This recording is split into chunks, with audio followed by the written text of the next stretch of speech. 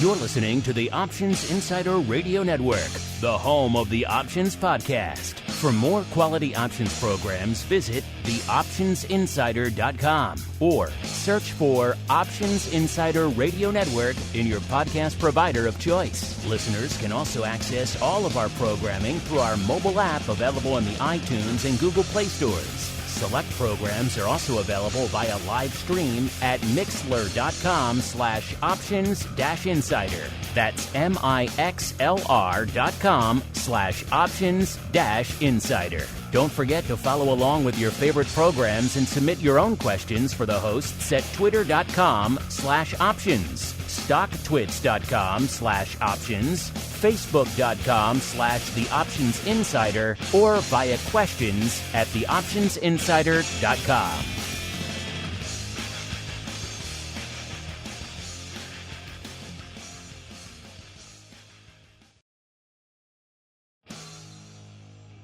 And now, it's time for the show that breaks down the options market from unusual activity alerts to market analysis, strategy overviews, listener questions, and much more. If it involves puts and calls, then our all-star panel will break it down. It's time to hit the Option Block with your host, Mark Longo from the Options Insider Media Group, and co-hosts Uncle Mike TOSAW from St. Charles Wealth Management, along with Mark the Greasy Meatball Sebastian and Andrew the Rock Lobster GIOVINAZZI from OptionPit.com. The Option Block is brought to you by tastytrade. You take the unbeaten path. You root for the away team. You wear shorts in winter. You don't put ketchup on a hot dog. So why wouldn't you trade with a broker that lets you go your own way? tastytrade. Stocks, options, futures, and more. You choose. You trade. Chart moves with hundreds of custom indicators. Stare at the candles till you see them in your sleep. See it, click it, trade it on mobile, web, or desktop. Supported by a trade desk that knows how traders think. The data, the tools, the knowledge. Get what you need to make smart moves. Go to tastytrade.com/pod to see for yourself, genius. tastytrade Incorporated is a registered broker-dealer and member of FINRA, NFA, and SIPC. And now, get ready to hit the Option Block. All right, everybody. That music means it is time to commence operations here on the old Options Insider Radio Network for a shortened holiday week. Hope you're getting all your Thanksgiving turkey and trimmings and everything ready here in the U.S., getting ready to spend some quality time with friends and family. Don't worry. We have 17 years of archived content ready for you if you need to take a break from said friends and family as well. Of course, we do kick off our broadcast week with everyone's favorite bi-weekly options source known around the globe as the Option Block. My name, of course, Mark Longo from the THE OptionsInsider.com, as well as, of course, from the aforementioned network. A couple of things to remind you of here at the top of the show. First off, it is a shortened holiday week, so obviously no TWIFO, no episode 2 of the Option Block because it is Thursday, it is Thanksgiving here in the U.S., so no shows then. Friday, of course, has become a semi-national holiday in terms of Black Fridays. I'm not a monster. I'm not going to make friends and people come in on that show. Plus, you're going to be out there elbowing grandmas in the face for deals at 5 in the morning. Not going to be listening to us. So, no shows on Friday, but we will be back again for the Monday episode of OB next week to break down all the holiday madness. So, a lot to get to here at the start of the show. Speaking of the start of the show, let me introduce, of course, who's joining me today. The uncleist of Mikes, Mr. Uncle Mike TOSAW from St. Charles Wealth Management, as well as a rare Monday appearance by the Rock Lobster himself, Mr. Andrew GIOVINAZZI from OptionPit.com. Let's hope he put his 80s wrestling hat on, listeners, because it is time to commence our shortened holiday broadcast week in high style. It is time for the 80s Wrestling Trivia Challenge. Here we go. All right, everybody. This was a tough one this week. Trying to find a Thanksgiving-themed 80s wrestling bit of trivia. No mean feat. I challenge you to do the same thing, listeners. I ended up stumbling upon something that technically is not within the purview of the 80s, but when you hear it, you will realize that it does kind of fall in its shadow, because we are going now not to Thanksgiving in the 80s, but actually Thanksgiving, indeed November 22nd of 1990, the year that immediately followed the end of the 80s, to my old stomping grounds, the Hartford Civic Center over there in Hartford, Connecticut, for an event that would become both legendary in pro wrestling circles as well as infamous. Because, listeners, there were 2 debuts at this show. One, again, legendary, arguably the greatest pro wrestler of all time. Some might say, just retired a year or 2 ago, debuted at that show. His name, during the 80s when he wrestled, was Mean Mark Callis, but he debuted at this show in the WWF at the time as the one, the only, The Undertaker, at Survivor Series November 1990. But there was a second debut on that card that, let's say, was nowhere near as legendary, but far more infamous. 2 things debuted at that show. In fact, if you listen to The Undertaker and some of his retirement stuff, he said he thought when he came in WWF, he was going to actually be this other thing. He was worried about that. Turned out he was not. And he ended up becoming The Undertaker, and we all know what happened there. But I put it out to you now, the Uncleist of Mikes, as well as the Rockingest of Lobsters. I see no buzzes, so I'm guessing maybe even Uncle Mike might be a little stumped. What was arguably the far more infamous, the far more legendarily bad debut that occurred at Survivor Series around Thanksgiving in 1990? I'm just going to put it out. Okay, Rock Lobster, if you want to guess, I'll let you go first because Uncle Mike's not buzzing. All right, my guess is it's the first time somebody hit somebody with a chair in professional wrestling. That's not a bad guess, actually. Given you and your knowledge of pro wrestling, that is not a bad guess. The answer, no, that is not that. But I will give you, tell you what, for a half bonus point, take a guess. Just guess an 80s wrestler that you thought appeared on Survivor Series 1990. I'll tell you if you're right. 80s wrestler, like the Macho Man? Yes, Macho Man was there. I think he called out Ultimate Warrior. So there you go. Half points. I knew you knew 3 guys, and this was 1990. They were all still going. So I thought you had a good chance. There you go. Half point for the Rock Lobster. Decent for the cheer, actually, too. I'll give you that. All right, Mr. Uncle Mike, I will now turn to you. I noticed you did not buzz, so I'm guessing you do not know this. The legendary debut in Survivor Series 1990 was the legendary Undertaker himself. Obviously, spanned 3 decades, legendary career. Actually wrestled in the 80s as well as Mean Mark Callis, so technically he was an 80s wrestler, but I digress. But Mr. Uncle Mike, who, or should I even say as a hint, what else debuted at Survivor Series 1990 that was infamously terrible and everyone hated instantly, forevermore? Well, I literally had my hand on the buzz button when he said debut, and I was going to say The Undertaker, but then when you said The Undertaker, that kind of took away my thunder. I had a wrestler in mind of who could have made a debut, but now you just made it what debuted. Gosh. I'm going to go with, even though I know you said what, I'm just going to say Sid Vicious. He would be a person. He would not be a what. No. I know. I can't think of a what. When Undertaker came into the ring that day or that night, there was a huge egg in the ring. Do you recall that? I do not. Yes. There was a huge egg which had been teased on WWF programming for months. Everyone was wondering who was going to come out of the egg. Undertaker, when he was hired, thought he was going to come out of the egg. He was very worried. Am I going to be in the egg? No, it turns out he was the Undertaker. And instead, what came out of the egg is perhaps the worst thing to ever come out of WWF. And that's saying a lot, because WWF did some bad stuff. They obviously, Red Rooster is infamous for the worst gimmick, but this also is up there as the worst gimmick of all time. It is the Gobbledy Gooker. Mr. Uncle Mike, do you recall that? In fact, right now, as a bit of a tip of the cap to that, I think Mattel just released a 2-pack of figures, one with Undertaker and one with the Gooker and the egg. Just came out. Oh, boy. It's a legendarily bad 2-pack. I kind of want it just for the Gooker. But yes, there was, I don't know what they were thinking. There was picture this, listeners, as weird as wrestling is. And Andrew, this is going to blow your mind for wrestling as well. As weird as professional wrestling, you already had a guy debuting as a dead man on that same show. But also you had a giant egg in the ring. And that had been sitting there, I guess, for months, waiting and waiting. And finally, Survivor Series comes along. The egg bursts open, and a giant human-sized, I guess you can only call it rooster-type character came out. And that's what they actually debuted at this event. And it was infinitely booed by the fans. Everyone hated it. And it kind of immediately went away and never came. I think for once they had a gimmick battle royale years later and they brought back the Gobbledy Gooker. But there you go.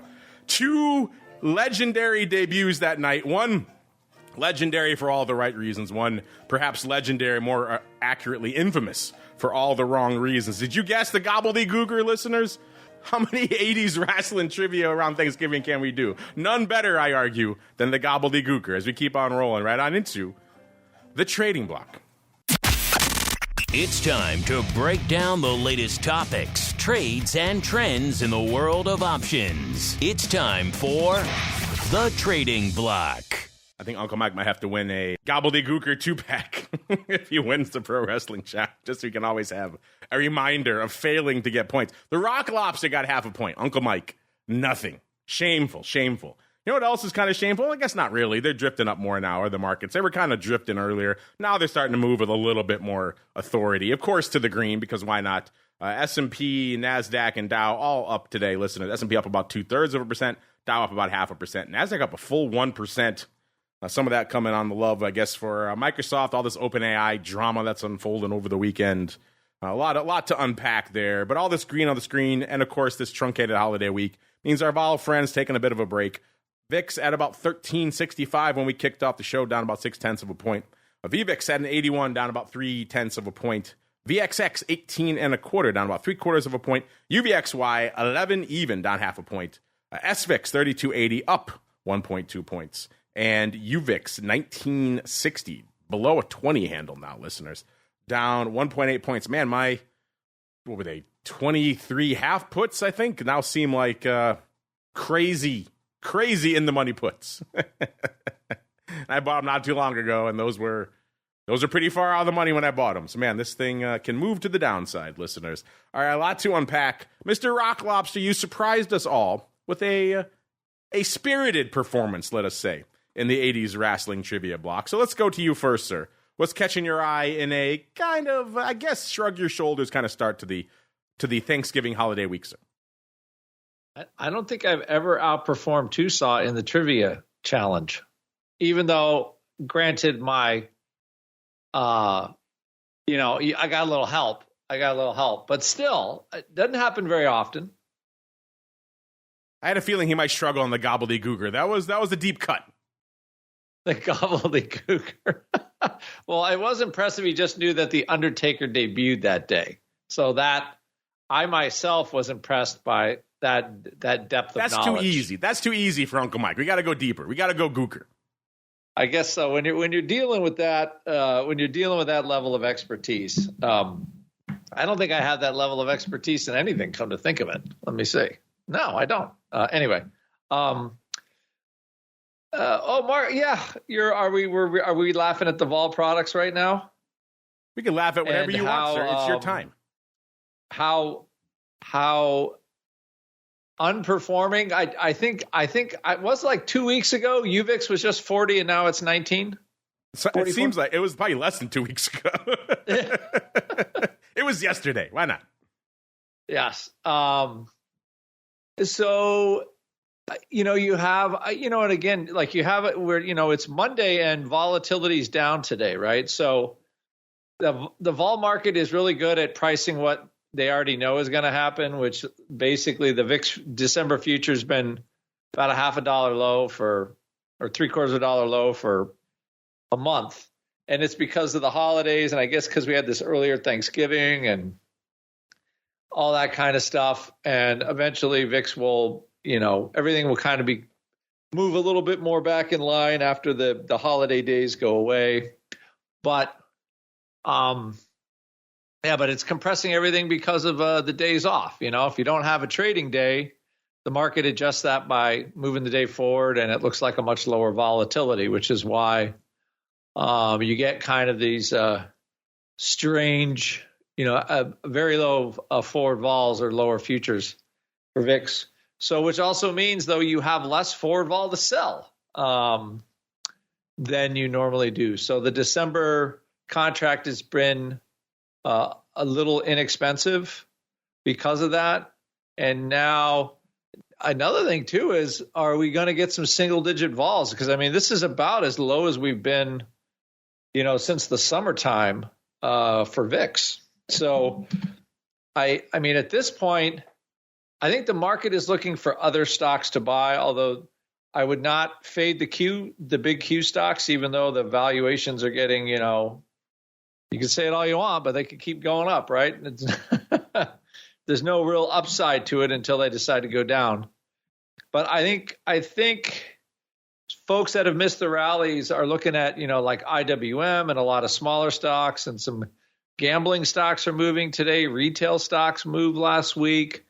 Heck, every stock in Argentina moved. The guy with the crazy hair getting elected. So I think some money is starting to go to some places that the market, everybody's forgotten about.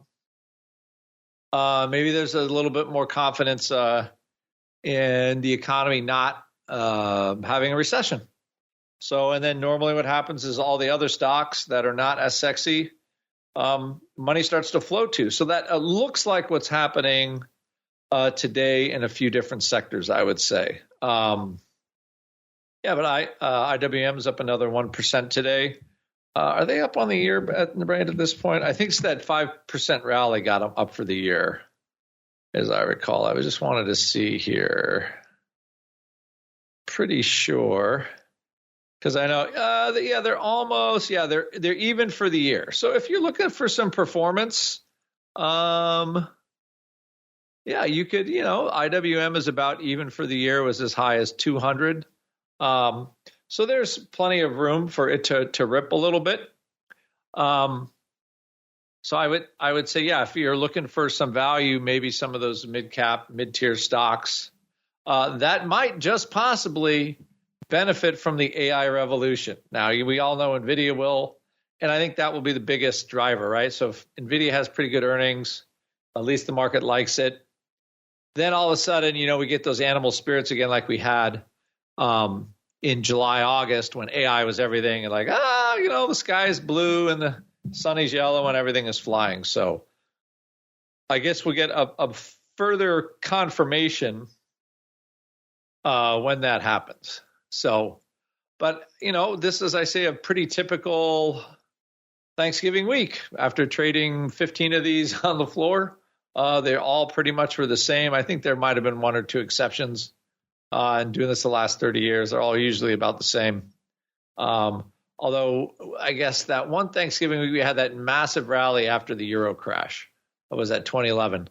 And I'm trying to think of another Thanksgiving area that was a little more exciting. But right now, realized vols are dropping a little bit. VIX is dropping a little bit. And the S&P 500 is 60 points from 4,600. What are you going to do? You are going to say crazy. That's Gobbledy Gooker talk right there, sir. That's what you're saying out there with all this madness out there in the market. You know who doesn't have any Gobbledy Gooker talk? It is the unclest of Mike's who failed to score on our Gobbledy Gooker Thanksgiving Day edition. Mr. Uncle Mike, A, what do you have to say for yourself? And B, what's catching your eye? And yet another Uncle Mike type of day. You know what? I could also say there were really technically 3 debuts then that night, because wouldn't Paul Bear also be a debut that night? I guess if you want to throw him in there as well. But he does go hand in hand with The Undertaker. You can say the Urn at that point, too. 4th debut. There we go. Well, you're saying an egg, so why can't I say an Urn and Paul Bear? So there's 2 half points for me. Okay. We shall see. Anyway, no, I think this week it shows that it's such a slow week in the market when we're have extended talks about the Survivor Series like we do. I think that it's like this every year, the week of a holiday. I mean, something could happen. It could make the market go, but we're not going to get a lot of movement this week unless it's some type of abnormality. People are hanging out with families, getting yelled at by their wives, and chasing kids around right now. No one wants to trade at this stage of the year. And so I think that we'll get not a ton of movement. We'll get some more movement a few weeks after Thanksgiving, and then things will slow down going into the end of the year. We may or may not get the Santa Claus rally we ask about every year.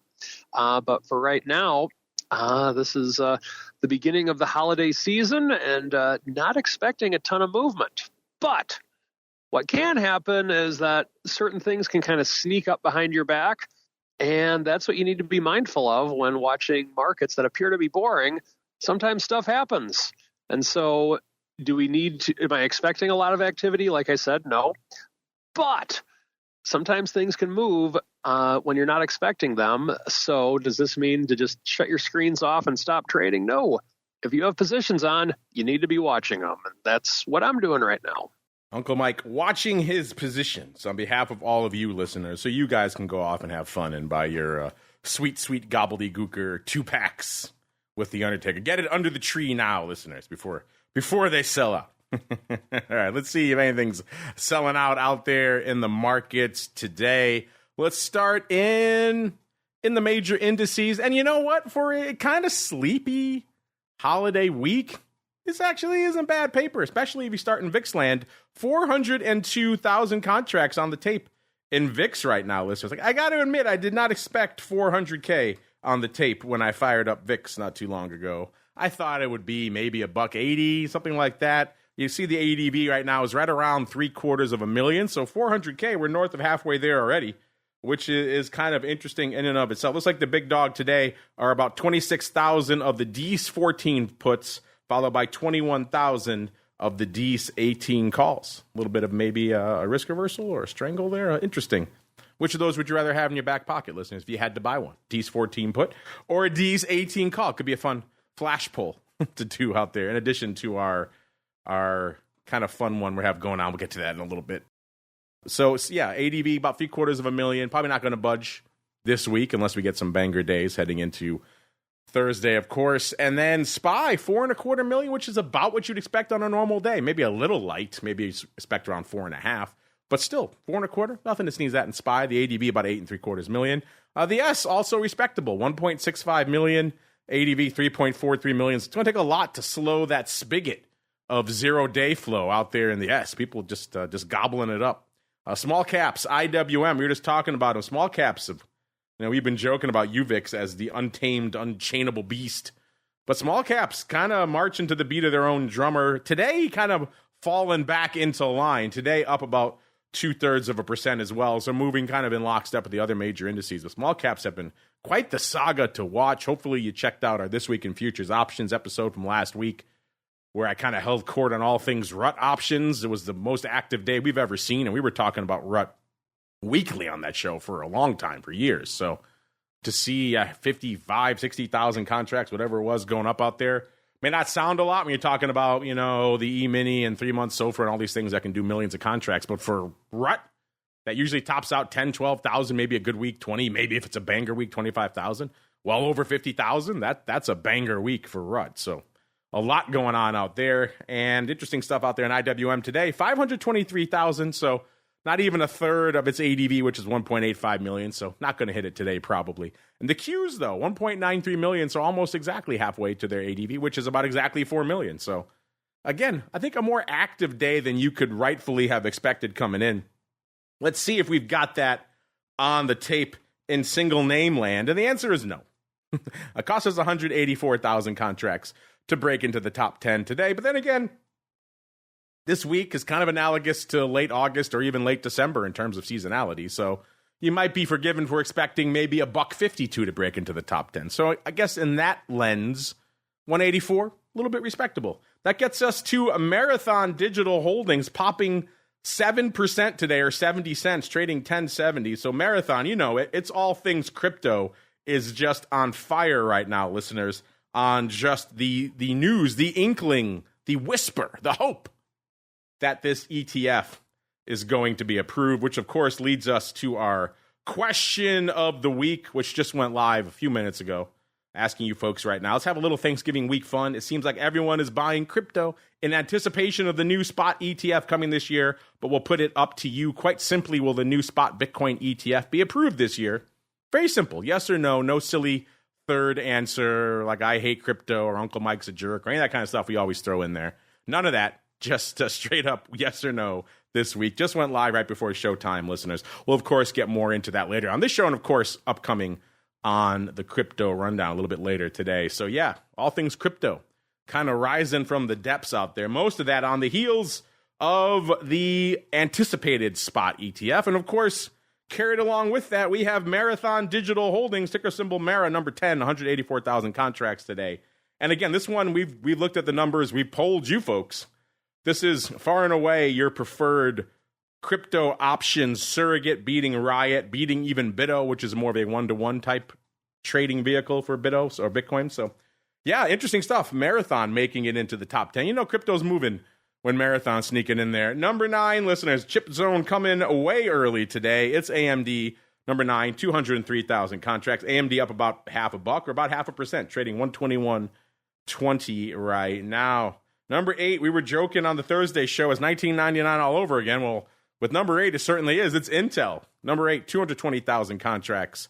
And again, good for the number 8 spot. Intel up about $0.0075 or 1.75%, trading right around 44.5 right now, taking the number 8 spot. Number 7, we're fast forwarding to the modern era. This is the artist formerly known as Facebook. It's Meta, 243,000 contracts. So number 7, we're not even north of 250,000 contracts. So again, it's a truncated holiday week, listeners. Meta, 338 3/4, up about 3 3/4, or a little over 1% today.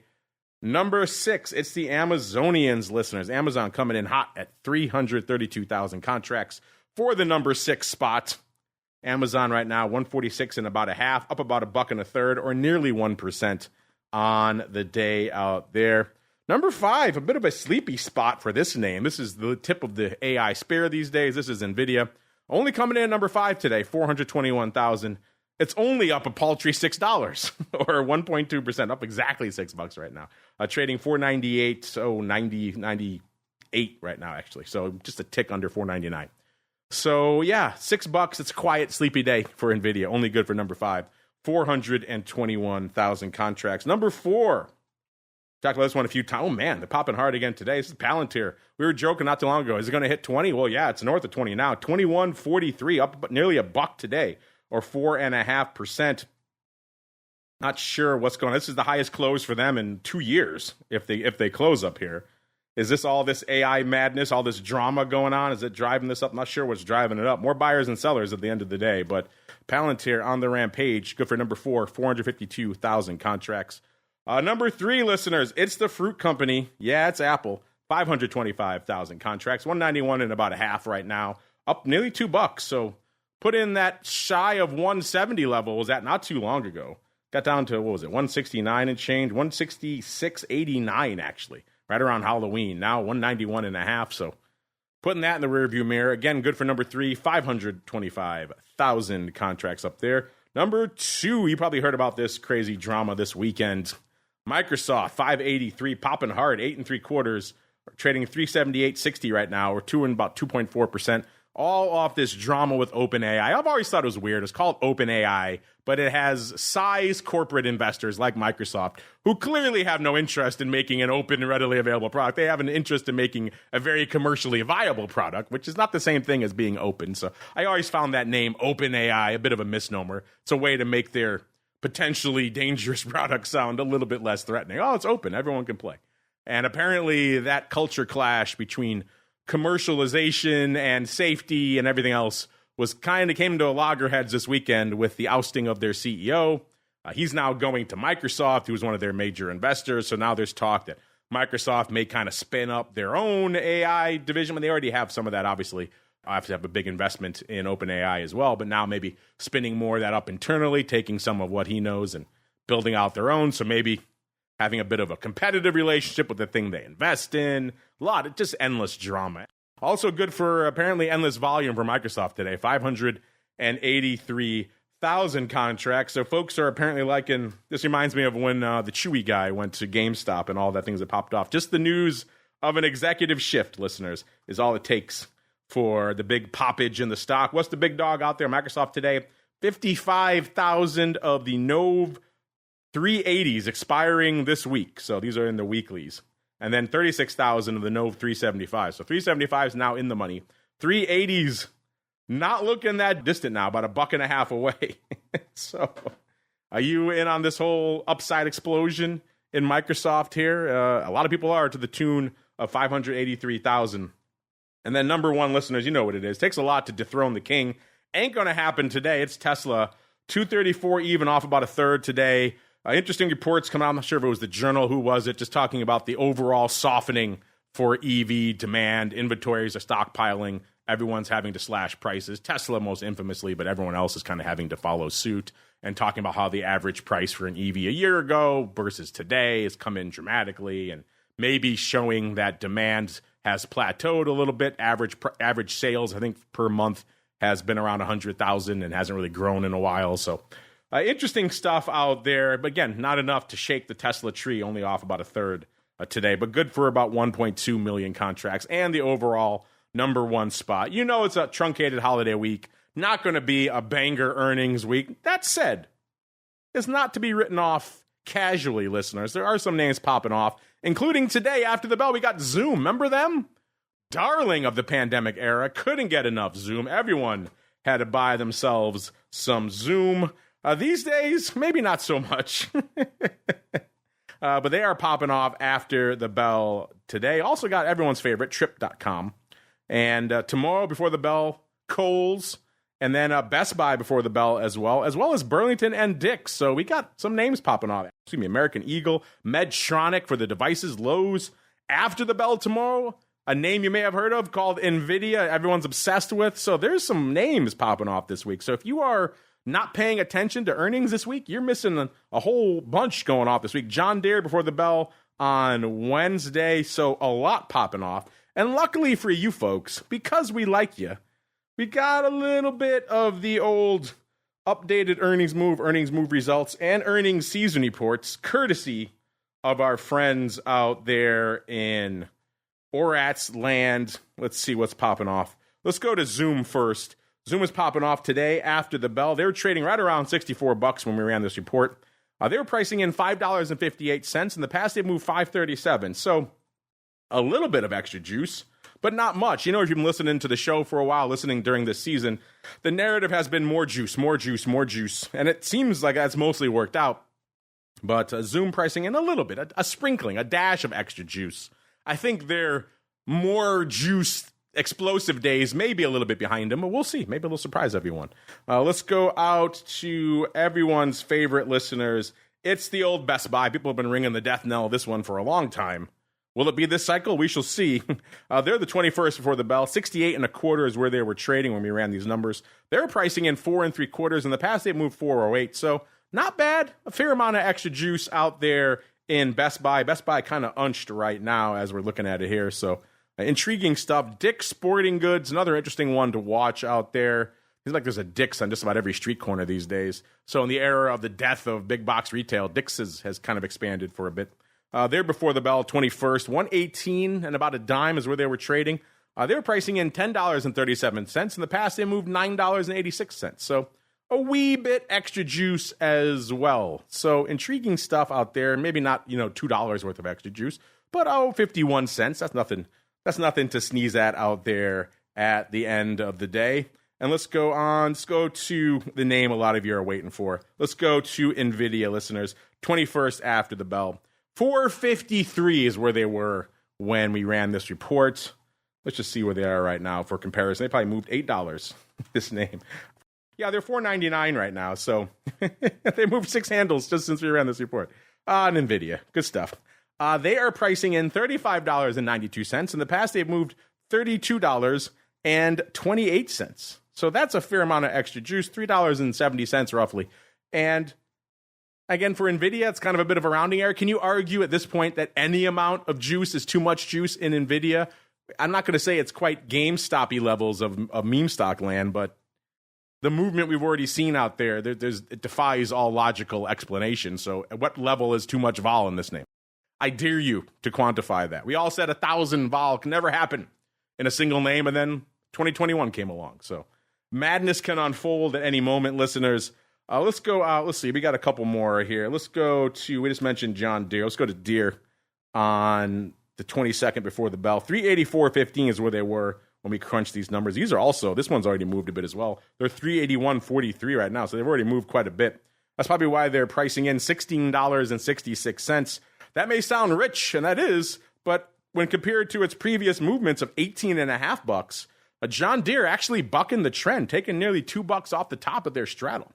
That's interesting. So expecting a little bit less juice and a little bit less movement out there in John Deere. So if you thought this was going to be a sleepy earnings week, I say look again, listeners. And lucky for you, because we like you folks, we got all this data for you, including the earnings season report, which is hanging out right now with 689 names reporting at 110%. So still looking a little frothy compared to where we were at about exactly par. You can see all this for yourselves.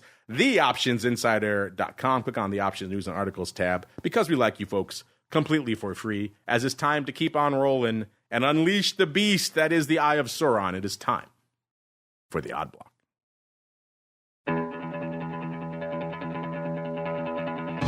It's time to break down the most interesting, unusual, and downright questionable options activity that's been identified by TheOptionsInsider.com. It's time for the Odd Block.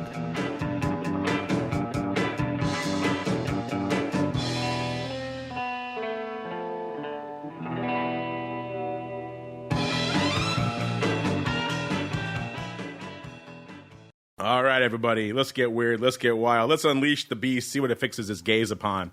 And Mr. Rock Lobster, we have to start by actually turning our gaze backwards to Thursday's show. Can you remember, sir, all the way back to the heady days of last Thursday? We were all so young and innocent, sir.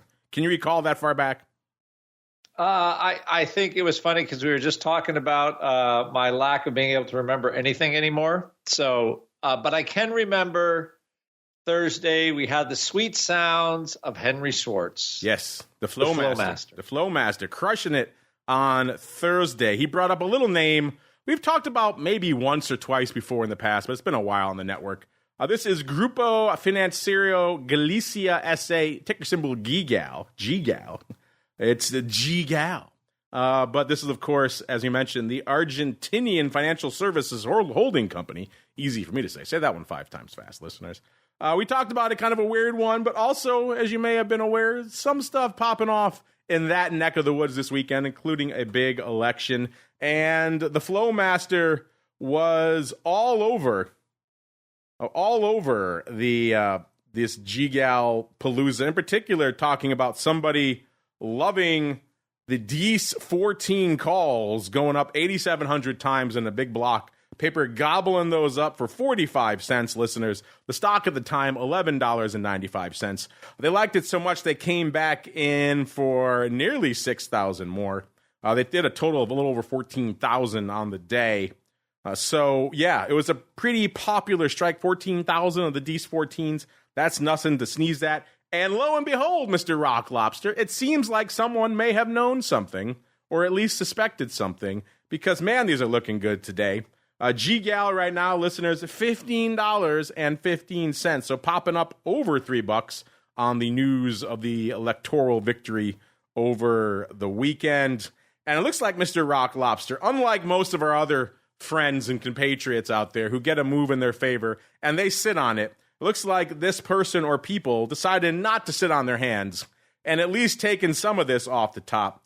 Looks like they dumped already today roughly 6,000 of these for around $1.50. So that's pretty much a 3-banger, listeners. They put them on for close 50 cents, took them off for $1.50. So on that initial print, if they get rid of all of them, you're talking a little over $900,000 in their back pocket. So obviously not all of those have not closed yet. I'll go check again to see while the Rock Lobster is talking if more of these have gone up. But in particular, Mr. Rock Lobster, what are your thoughts on a little bit of a home run here in everyone's favorite Argentinian financial services name? And then I think, obviously a good trade and somebody betting on the outcome. And I don't recall that guy being favored in the polls either. I'm trying to do a little more research on that subject. But it was the more, I don't even know what you call them. Conservative, far right. I don't know, whatever. Let's just call it an interesting populist. How about that? But every stock in Argentina is upsized today. So clearly somebody making a smart bet on the outcome of the election and how how that would play in the equity market. It could. I'm just saying, could presage something in this election next year, but who knows? But I think it looks like a little, but clearly election-oriented results for everything, and there was a little even spillover effect into other South American equities like Valley and stuff like that, and PBR stocks that we have seen here from time to time. So interesting results. We'll just call it a right wave took over Argentina, at least for the first time in quite a while, actually. And you're right. He is an interesting looking fellow. The hair is certainly out. He looks like, as he terms himself, an anarcho-libertarian economist. If I picture that in my head, he looks kind of like what I would picture. So just an intriguing looking fellow. Or what's it? The Wolfman guy in X-Men. Who's the Hugh Jackman? Hugh Jackman, Wolverine. Yeah, a little bit of that. Wolverine. Yeah, he looks not as handsome, but in that general area. Get his hair to stick up a little bit on the sides. Yeah, I could totally see that. A nice stash, a nice cigar, saying a little bit of bub. I could certainly see that out there. By the way, my producer's pointing out to me, listeners, we do have an earnings move results report. Upcoming earnings report, actually, for GGAL. They are popping off tomorrow before the bell. Not that that's going to matter now, I don't think. They were at $12.50 when we ran this report, so obviously they've moved quite a bit. They were pricing in about $1.25. In the past, they've moved about a quarter, 29 cents. So they're pricing in already $1 worth of extra juice. And guess what? Not enough. This thing popping hard off the Rock Lobster's favorite Wolverine style politician making it into office over there. Intriguing stuff. Now we go from Wolverine's listeners to our old friend, the Hun. In particular, this is, if I could get rid of it, there we go. Thank you, machine. All right. This is, of course, our old friend, the Huntsman. Ticker symbol, the Hun, HUN. We talked about them before, but it's been a little while. Trading $24.94, right around $25. Kind of unched on the day today. On the year, not a great year, not a terrible year, but they're off. They're not carrying the AI wave to the stratosphere like a lot of the others are, or riding it, I should say. They were trading $27.40 about a year ago. They topped out right around February 2nd, like a lot of these names did, at $33.46. Then they came for it, drove it down to about 23 3/4 before popping it again in August. Actually, no, excuse me, July 31st to 29 3/4. And that was kind of the near-term high. It's never really gotten back there. Then they crushed it down to its low for the year of about 22.14. That was right in the week leading up to Halloween. Since then, it's rallied a bit up to right where it is right now, right around $25. And it seems like, Mr. Rock Lobster, somebody is comfortable drawing a new line in the sand in the Hun, coming in this morning and blasting away at 8,555 of the D's 23 puts, getting a whopping 17 cents for these juicy bad boys. The stock was a little bit lower, actually, 24 3/4. Let's see, that is about a 30 vol. So, again, not bad for the Hun. There are earnings. Actually, no, I take it back. They already had earnings. There are no earnings in the cycle. The next announcement is on February 21st. So a little bit of straight up, maybe seasonal, harvesting a little bit of the old risk premium, taking 17 cents off the table nearly 9,000 times in your favorite name, the Hun. Mr. Rock Lobster, what say you? Yeah, I mean, this is like the John Huntsman chemical. He makes chemicals and plastics and all kinds of stuff like that. Actually, you know what he started with? Those egg cartons, those styrofoam egg cartons. That's where he made his first big bucks. From one toxic thing to another. Exactly. And I, it's funny. I just saw an article on this guy who I guess it's his son now is running the company. They're trying to have a less toxic stuff. I don't think they even make styrofoam egg cartons anymore. I would hope not. I don't think those are allowed anywhere now. So yes, but they do make chemicals and all whatever. So they probably made the old Big Mac styrofoam containers as well. Remember back in the day, you used to get those at McDonald's too. Yeah, I know. You know, it's never like great eating out of them. You know, I like those new I have to say, I do like those paper recyclable things. They're better house for my Big Mac. I think the Earth likes it as well. Little better than all this styrofoam. Yeah. But as far from a chemical company, line in the sand put looks perfectly reasonable. And of course, it has all the hallmarks. It has 17 cents, 8,000 times is about right. This is like a junior Ferrari, though. This isn't like, one of those new Enzos or something really cool. This is like, it's like the Magnum PI one, kind of, which of course was a very cool car anyway in its time. I was going to say, wasn't that a good Ferrari? Was that a garbage Ferrari he was tooling around in? That was just the 8-cylinder though. It wasn't a 12. What did Sonny Crockett have? He had a Testarossa, right, in Miami Vice. That was a good one. He had. Which, that. of course, he had a Daytona. Every beat first. cop on the planet drove a Ferrari Testarossa. Yeah. Well, didn't the first one get blown up and he got a new one? I think so. I'd have to remember. He also lived on a boat with a crocodile, so very much living the beat cop life of Vice. Yes, yes. Again, it's hard pressed to find a better police drama than Miami Vice. Like they can't even invent anything that good. Certainly musically, that was Michael Mann. Michael Mann, a great director. He kind of cut his teeth back then around that time. So he makes some good stuff. Yeah, he definitely does. But Huntsman, I think just line in the sand puts, a solidly profitable company making chemical stuff, and I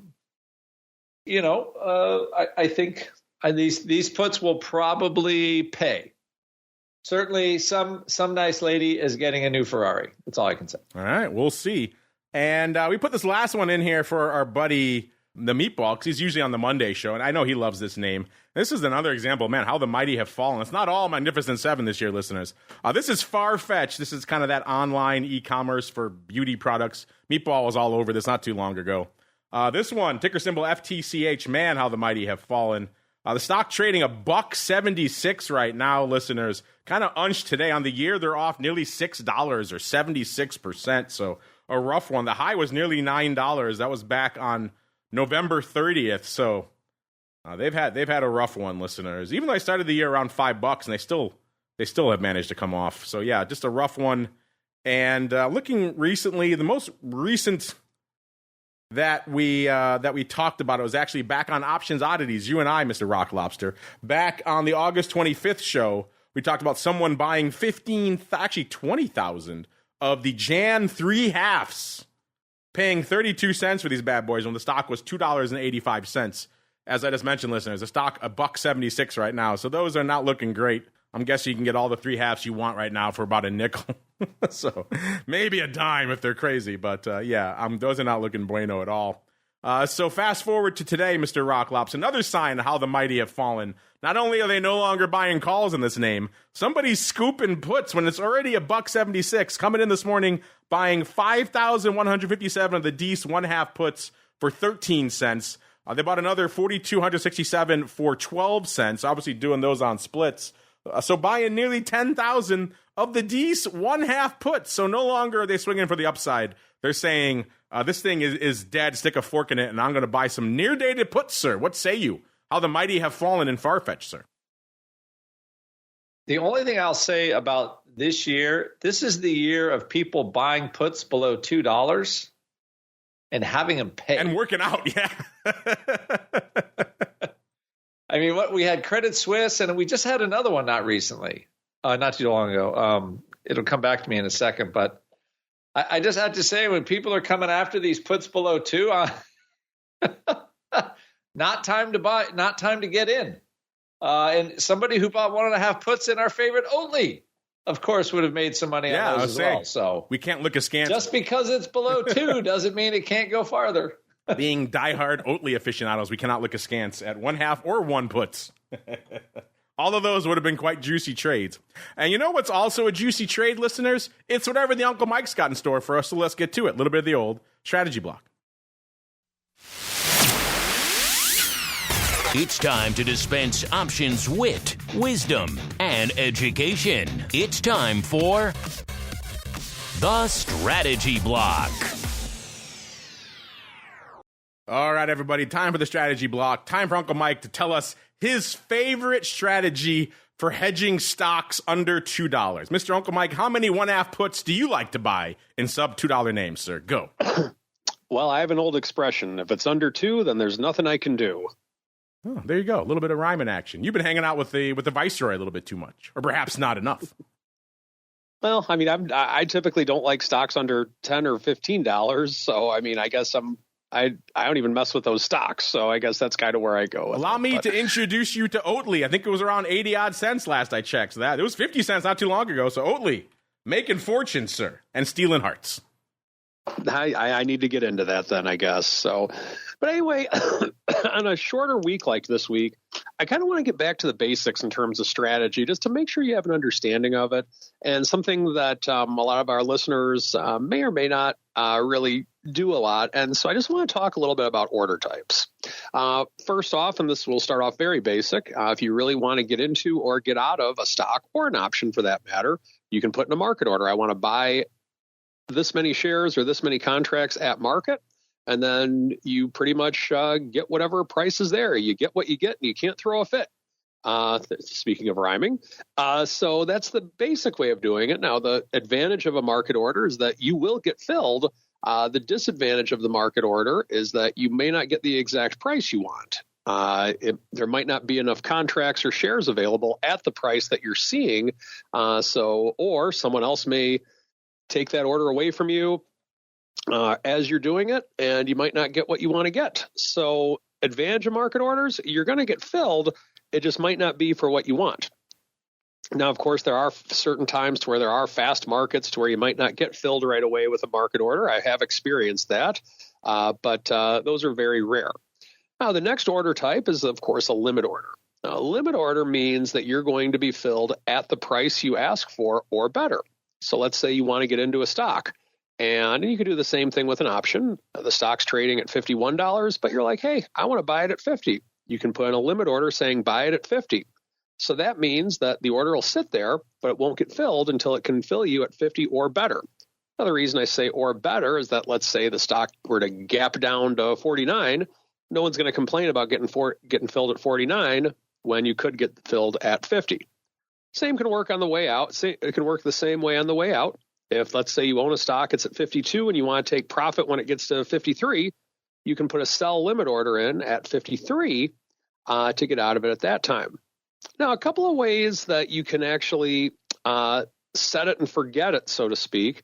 Now that it's a set it and forget it type of week, if you're not able to be by your screen all the time, you can put in what's called a good till canceled order. Now, most orders, by default with most brokers, or at least every broker I've ever seen, they default to a day order, meaning you can put in the order and it'll just be good for that day. At the end of trading that day, it's done. The order doesn't exist anymore.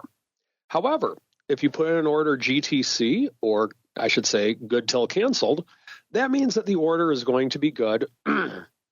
Excuse me. That means the order is going to be good, typically for 6 months, depending on your broker. Now, some brokers will make it literally good till canceled. I mean, it will never cancel, but a lot of times it's up till 6 months.